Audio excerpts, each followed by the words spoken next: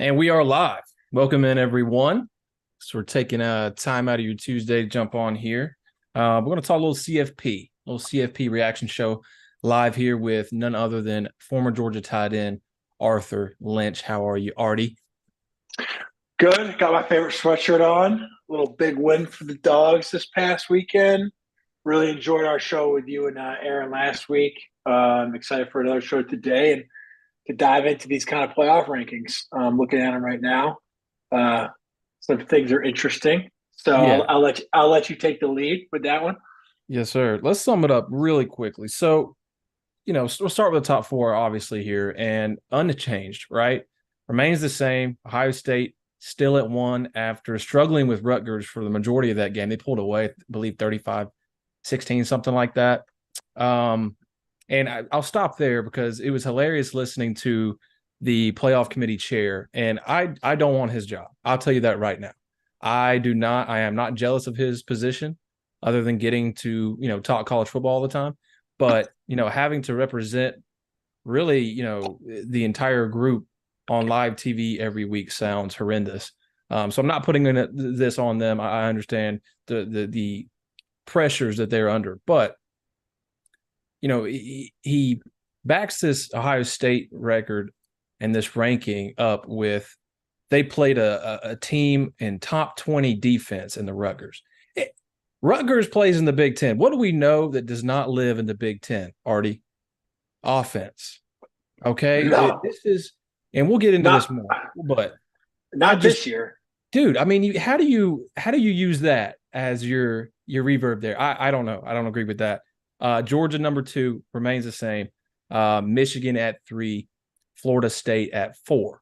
Don't have a problem with three or four, and I really don't have a problem with Georgia at two. To be honest, at the end it doesn't matter. But what would you do? I would have Georgia at one right now. Have Ohio State at two. I know they have the win over Penn State. The win over Notre Dame looks increasingly worse almost each week. They got three losses now. Lost to Clemson. Clemson's, they were sleeping giant there. They have talent. It's a hard place to play too in Death Valley, you know. But that win, it looks increasingly worse each week. So I just don't, like I said, I don't get the Big Ten thing. For me is just really tough. They don't play offenses. And we talked about this last week on the show already. And I was going through the rankings of each Big Ten team, especially the higher ranked ones here in Penn State and Michigan, Ohio State, and the level of offenses they have played ranked nationally. And they are horrendous. They're really bad. It's actually surprisingly bad. So you can say all you want that Michigan is just dominating, even though they haven't played anybody. Oh, they're just dominating.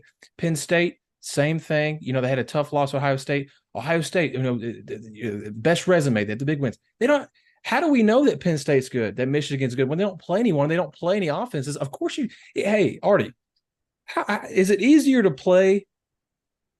Just imagine you're a Big Ten team.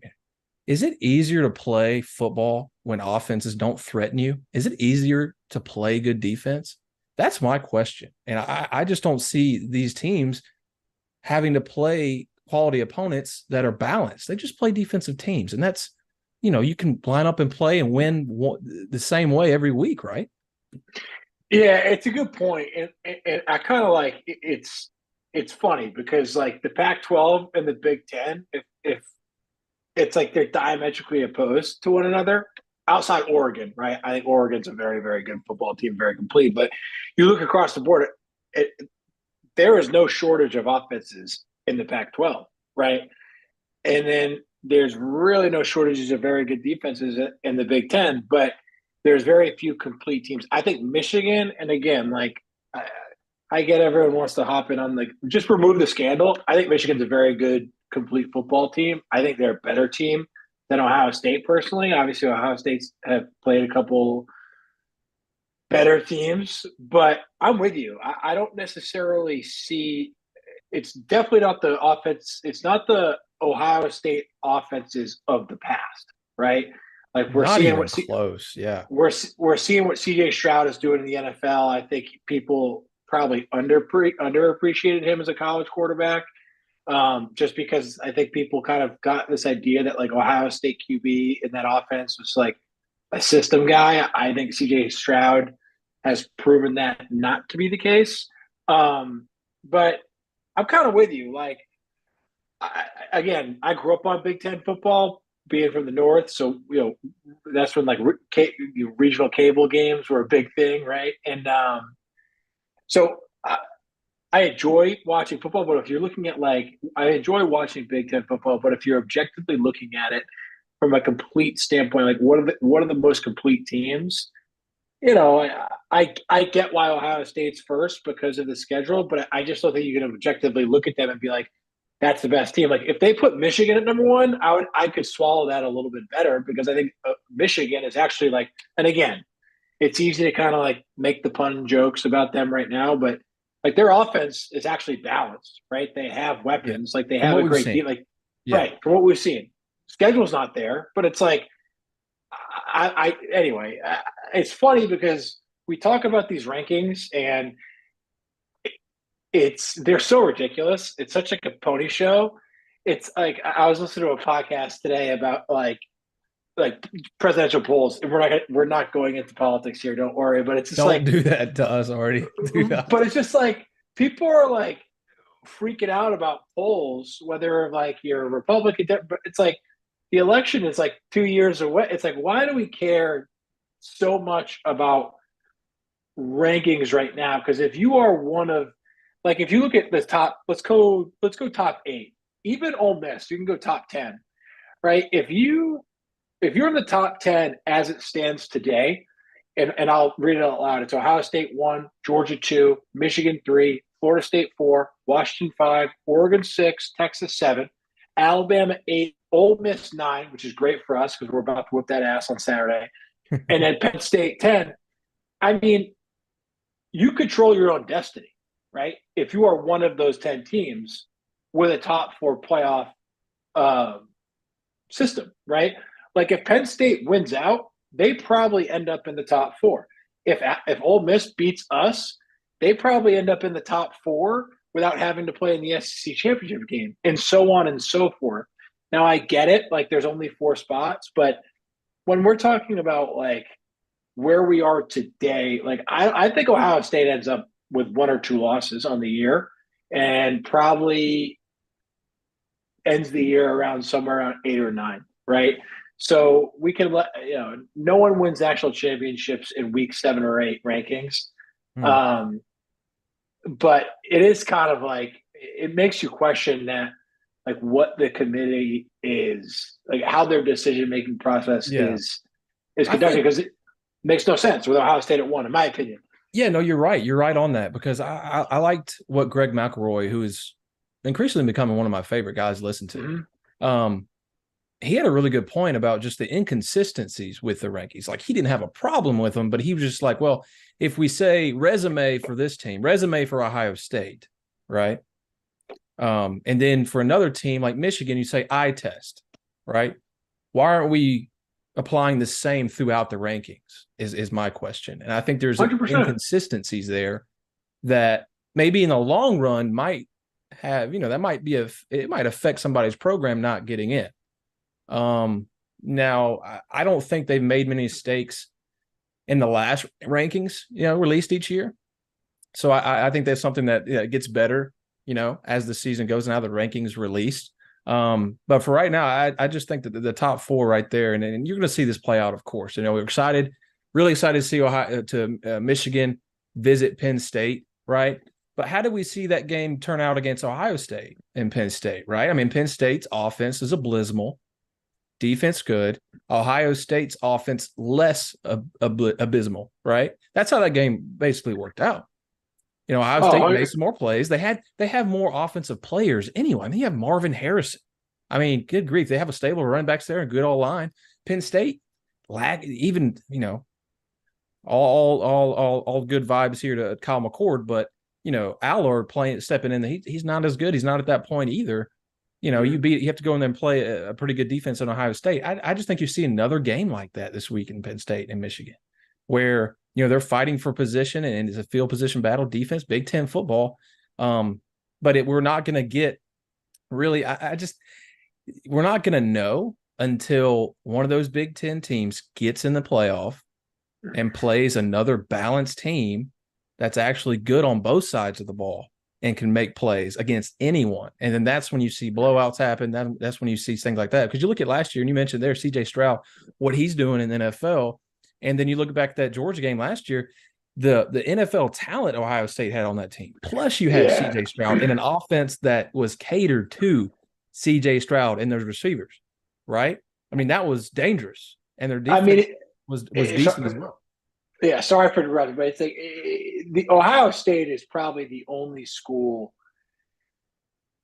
outside the Sun Belt area of the country that has like a roster that you see at Alabama, Georgia, or LSU, right? Like just incredible depth, incredible talent, incredible skill guys. And that's what we saw last year when we played them. But to be fair to Ohio State last year, and to give credit where credit is due, I think the difference maker on that team was CJ Stroud. And to your point, Kyle McCord, I think he's, a good quarterback, and he's younger, so he might develop into something better, but he's not a difference maker right now. Could he become one?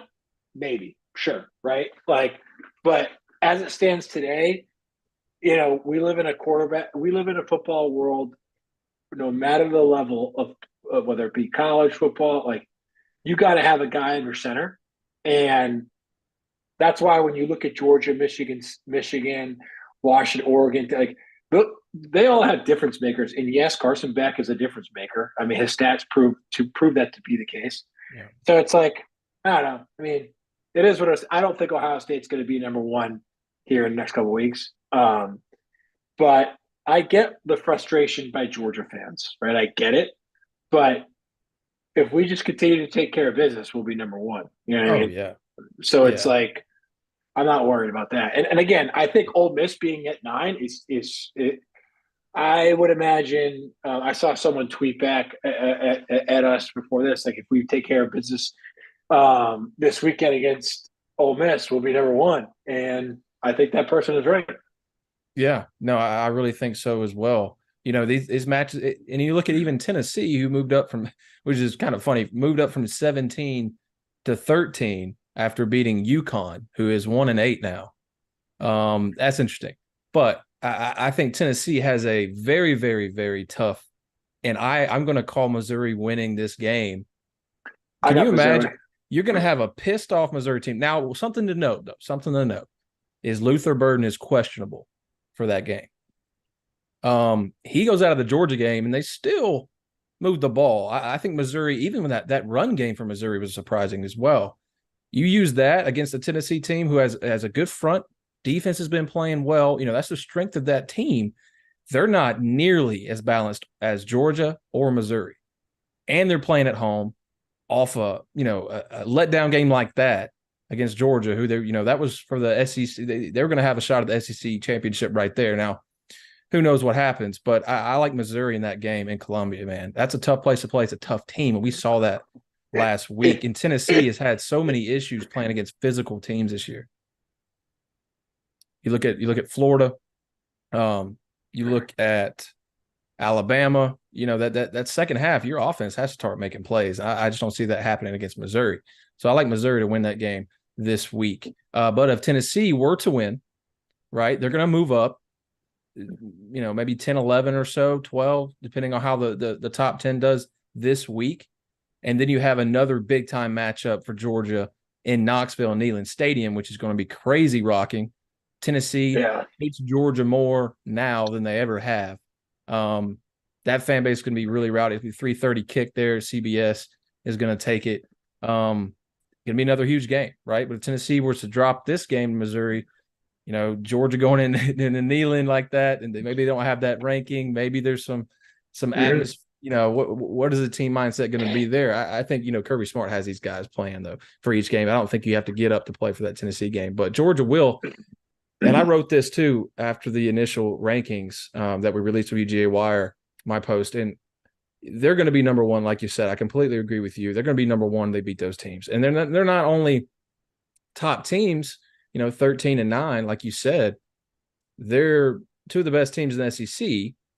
Tennessee up there in the group, I'll say. Ole Miss definitely has proved a lot. They played well last week as well. Jackson Dart had a great game last week. He's playing really well right now. Yeah, I Jackson like Dart for Jackson Ole Dart. Miss. Yeah, I mean, and then their offense can run. let's just break it down as it stands today. Right, we got Missouri at 14, Tennessee at 13, Ole Miss at 9, and Alabama at 8. And I highlight Alabama for this reason because I think Alabama is going to be the team that we're playing in Atlanta. I think Most it's likely. probably.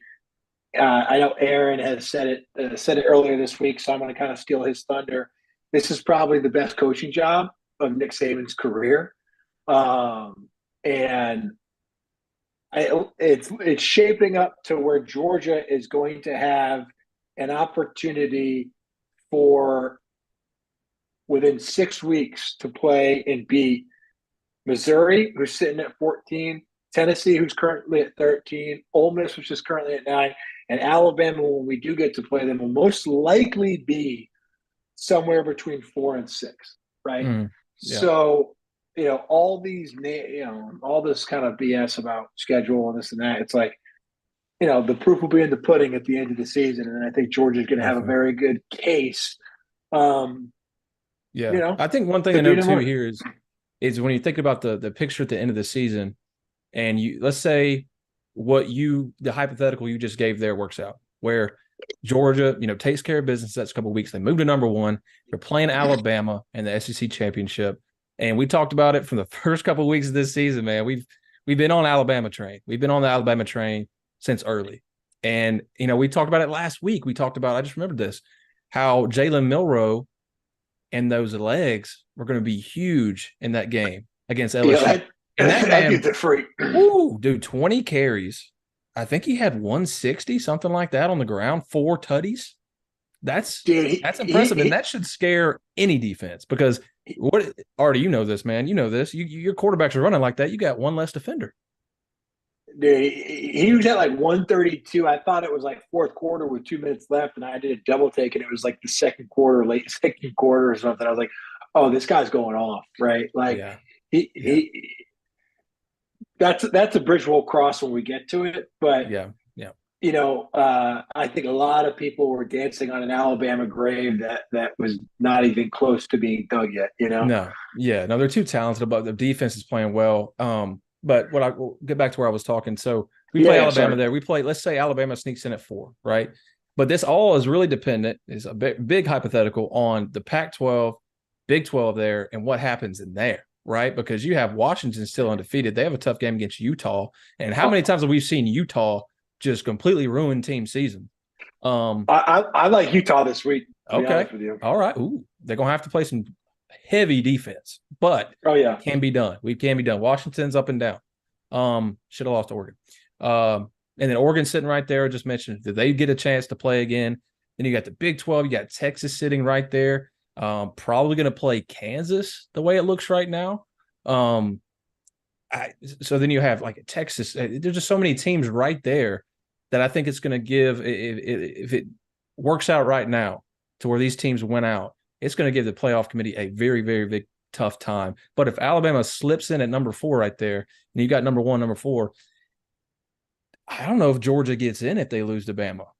They definitely don't get in if they get killed. If they have a couple points there and lose in a close one, I think with the rest of how college football is shaping up with these conferences, undefeated teams in each conference, right, and having to battle it out at the end, I don't know. That's going to be a really tough decision and really kind of scary, I imagine, for Georgia fans sitting there at that point. But that's completely hypothetical. Like I said, Georgia could very Yeah. well run out the season. But Florida State's the outlier there, right? Because yes, they're like, and I'm going to ask you two things before we kind of like, A, what's your take on Florida State, and then B, about the playoff thing, about this kind of top four. Like, where do you stand on the top 12? Like expanding to the 12 team. Answer the Florida State one first. That's more relevant. But I'm just kind of curious on the yeah. 12. I did mention them, and we should, because they're very talented on both sides of the ball. The thing that it gets me a little bit about Florida State is playing really close to teams, Yeah. down teams. Now you can say the same thing about a couple of teams. Georgia's one of them early in the season, but Florida State has done it all year. all year. They got outplayed by Clemson as well. I don't know if we remember that. They got Yeah, outplayed yeah. in that game. Clemson lost that game. Yes, they lost that game. They got that win over LSU that just it looks bad. It looks worse kind of every week. I mean, LSU's got a gauntlet, right? I just don't think they're there on defense, obviously. So how does Florida State play against really, really top teams? Like, have they played a team like that? What are they going to face? Louisville in the ACC championship, the way it looks. And Louisville's done some good things this year. Do they have what it takes to go toe to toe? I don't know, man. I think Florida State is sitting at number 4 just because the committee doesn't know how to play with them right now. You know what I Yeah, mean? and That's what it I seems think like. they're also sitting at number 4 because it's like they realize if they slip up, like they're out.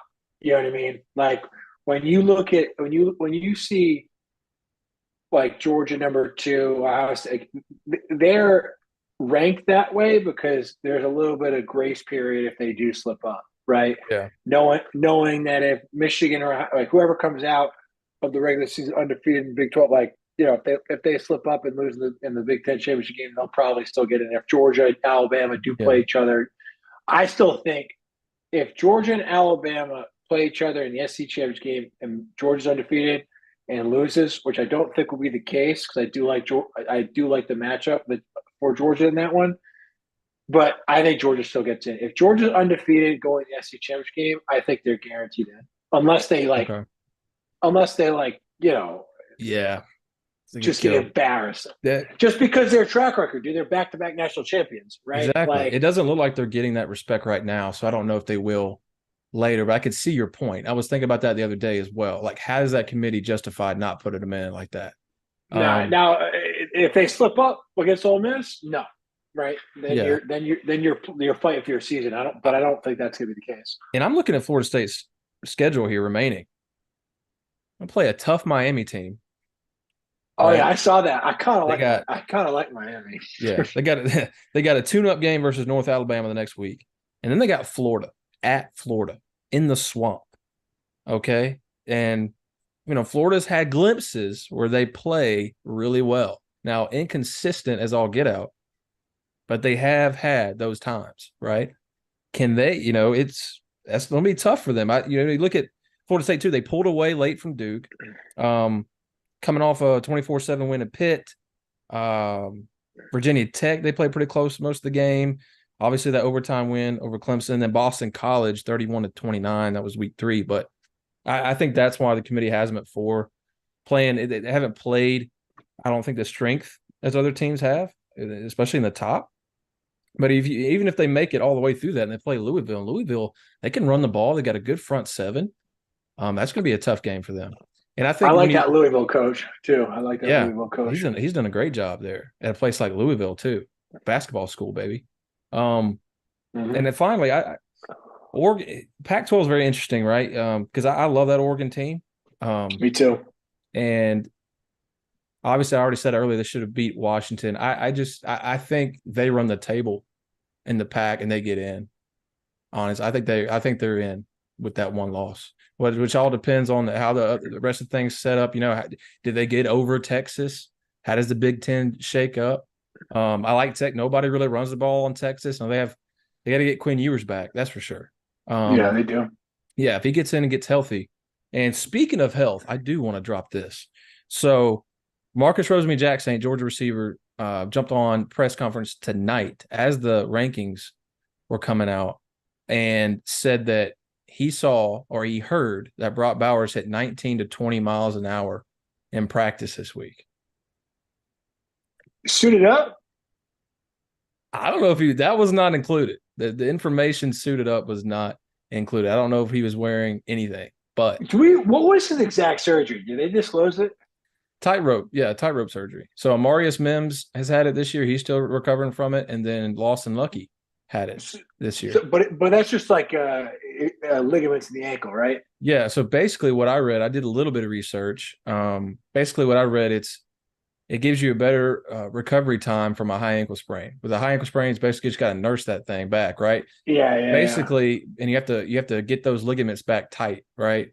Well, in this case with a tightrope, and a lot of people are doing this now more often, is it strengthens those ligaments straight away, and you recover from that, right? So you don't have to worry about re-injuring it Hmm. as much, stuff like that, and you have a So, bit quicker recovery time depending on the severity. so that's got to be pretty new. Like Yes. they didn't have that when I was in college, or if they did, No, I didn't hear about it. I think it's been, I want to say it's several years old. I know I talked to a friend, an Alabama alum, who is really good friends with the team doctor at Alabama, and I got him to ask him for him, and he said he loved the surgery, the surgeon for Interesting. the Alabama team. I'll tell you what, man. We get Brock Bowers back, and you know I'm a fan of Dell, right? And I got faith in the young guys, but dude, he's so good. Yeah. And then you have the advantage of having to play without him. Other guys are more confident. Hundred Plus, percent, and man. like you said, I remember the conversation we had a few weeks ago when you mentioned Todd Gurley, making a really big play on the field, and maybe you're on the sideline, what have you, and you see that, it gets you pumped up. Well, just imagine seeing number 19 walking out there with the Yeah, G on his helmet. it's such a. It's like it's almost like playing like it's like having a heavyweight fighter, right? I know boxing is a bad comp, but it's just like there's a certain level of confidence that type of player brings to the entire team, right? It's not necessarily like the vocal leadership. It's just like, oh, we got a dude. You know what I mean? Like we used to same thing with AJ Green. We had AJ like we could be like, oh, AJ's third and eight, just get it AJ. You know what I mean? He'll make a play.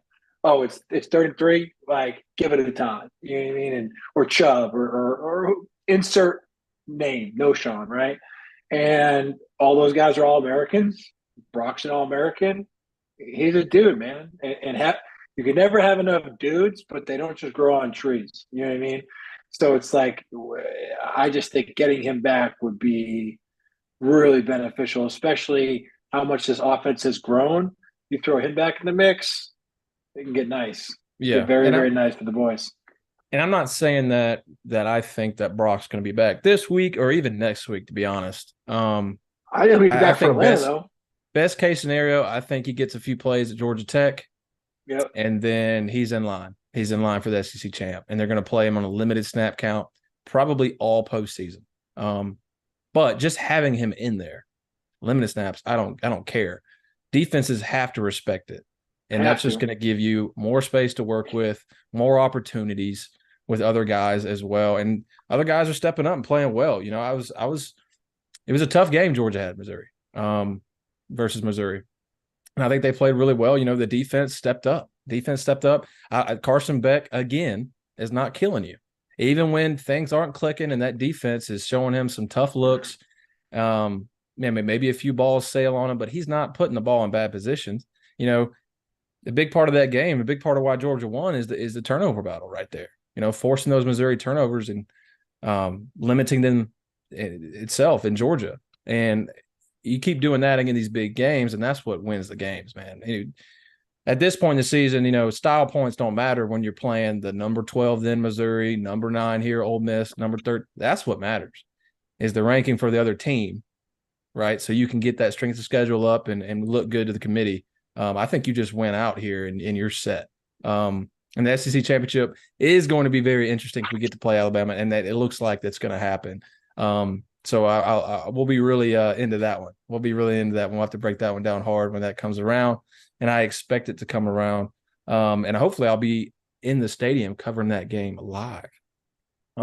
Guys, I wanted to thank you for joining with us here, little CFP rankings. We'll go ahead and close up shop here. Arthur and I are going to get on tomorrow and do our regular weekly show. We're going to preview Ole Miss, get you caught up to speed, get you everything you need to know and what our thoughts are on this game. Georgia currently a 10.5-point favorite right now. So Vegas likes Ole Miss more than they liked Missouri. That's for sure right there. I think it's four less points. Yeah. So something to watch out for. We'll get on that tomorrow. We'll have that up as soon as possible. Already appreciate it. We got some history class tomorrow, and I think you and I are going to do some Rutgers recruiting story. Oh yeah, Rutgers recruiting story from Artie Lynch. That was funny. Oh yeah, We talked about it a little bit over the weekend. Yeah. Little few texts here and there. He's got to tell Yeah, you that story. for you guys at home, JC is basically my football wife, man. Like, or I'm his football wife. We gossip back and forth over the weekend during the games, man. Yeah. He's my guy. So, yeah, appreciate everyone joining. And I'm excited for tomorrow. Yes, sir. Go Dogs, everyone. And if you haven't yet, my interview live with Hines Ward is on YouTube right now. It's doing really well. Appreciate all the support. If you have watched, if you haven't, it's a good quick watch. I think it's 12 minutes. And Hines Ward gave a lot of good stuff to me. I really enjoyed speaking with him. Easy to see why he's so beloved by the Georgia faithful and Pittsburgh faithful, really everyone. Super down to earth guy, Georgia boy. And we liked it. It was a great conversation with him. So that's out now. And you can find us at UGA Football Live on Twitter. Arthur Lynch, A Lynch, 1788, I believe. I'm JC 1788. Shelton _. We appreciate your time, everyone. Go Dogs. Go Dogs.